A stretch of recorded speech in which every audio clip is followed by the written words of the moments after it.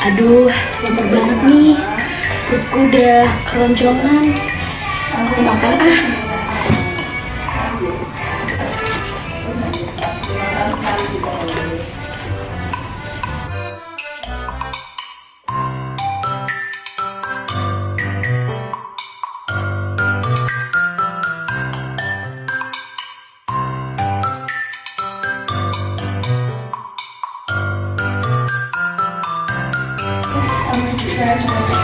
Udah habis, kenyang banget.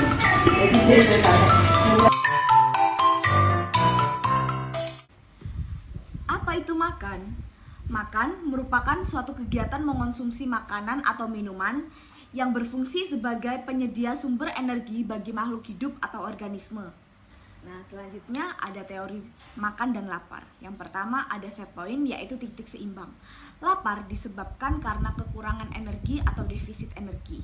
Nah, yang kedua ada positif insentif perspektif, di mana manusia dan binatang lain normalnya tidak terdorong untuk makan oleh adanya defisit energi internal, tetapi adanya perasaan senang yang diantisipasi dengan makan. Faktor-faktor yang menentukan apa, kapan, dan berapa banyak kita makan. 1. Faktor penentu apa yang kita makan. Yang pertama ada learned taste, preference, and aversions, yaitu kita lebih memilih rasa yang diikuti dengan penambahan kalori dan menghindari makanan yang diikuti oleh rasa sakit.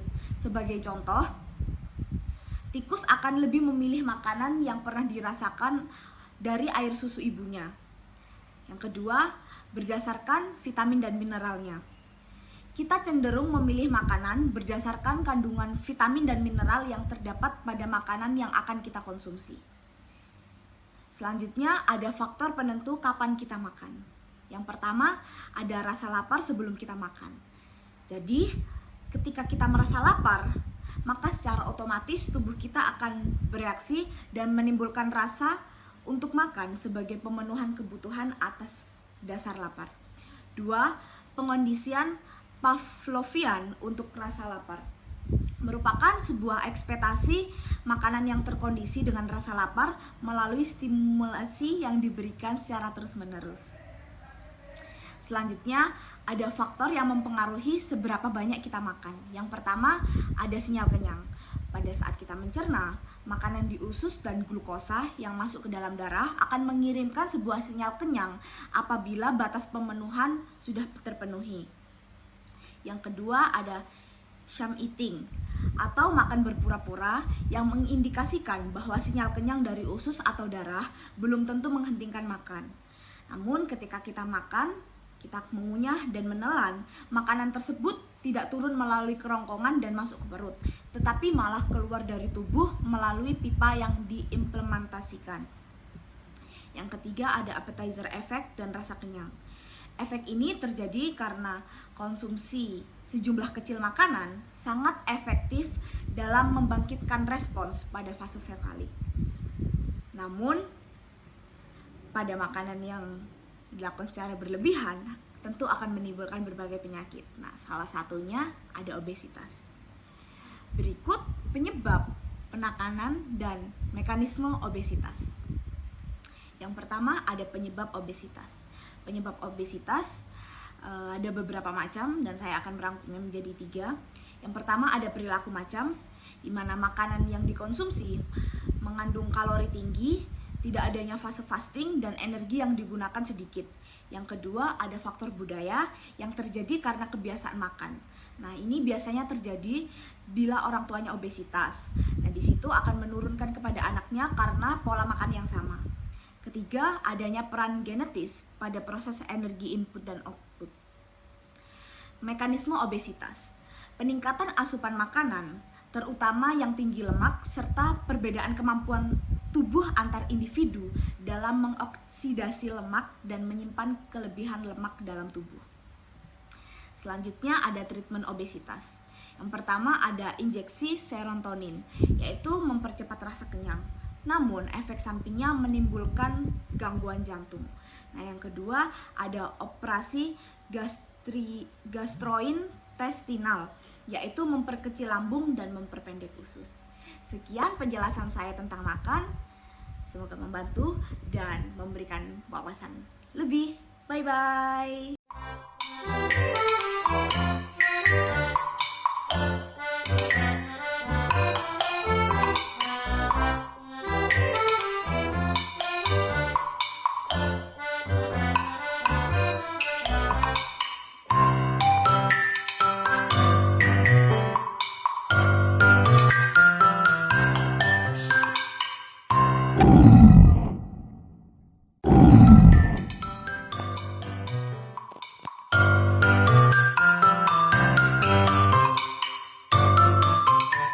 Nah, tadi kalian sudah menyaksikan video di mana di video tersebut terjadi aktivitas tidur.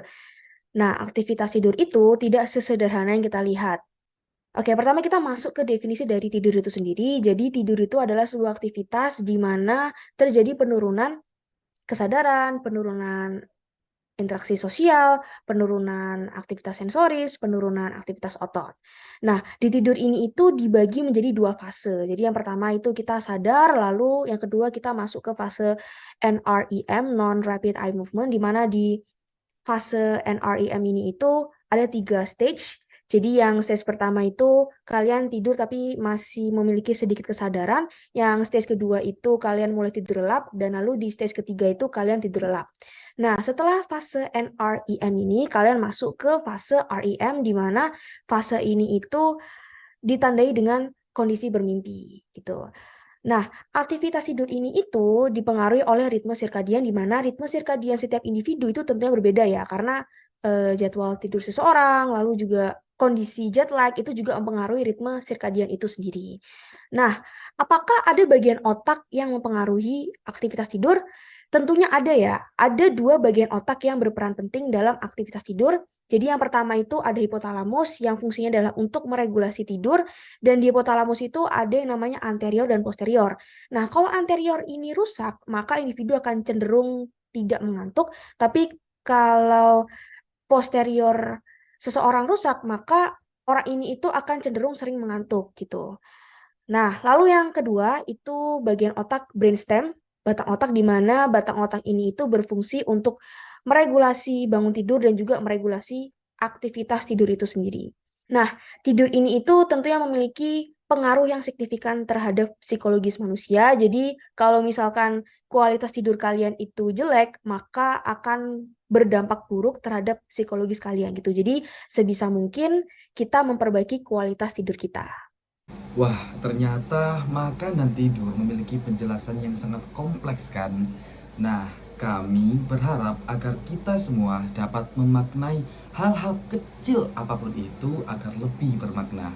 Karena apapun yang diciptakan pasti memiliki makna yang sangat dalam. Terima kasih. I have a dream. 힘들면 잘 쉬어가